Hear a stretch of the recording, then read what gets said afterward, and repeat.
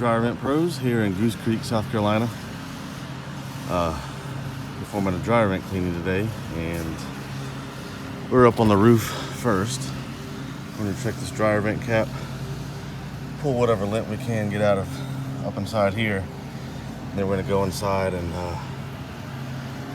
perform the dryer vent cleaning with the equipment from behind the dryer to this exit point. See what all we get out.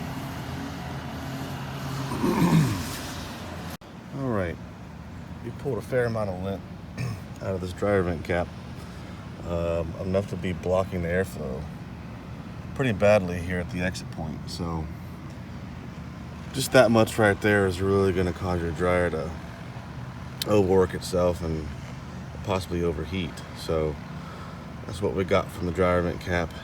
We're going to go inside and put our cleaning equipment inside the dryer duct and get the rest of it cleaned out. This is what we got out the vent. I've seen a lot more lint than that come out of dryer vents, but just the small amount right here is enough to be ignited and start a fire. So that's why it's important to clean the dryer vent out at least once a year, keep it maintained and keep it free from lint.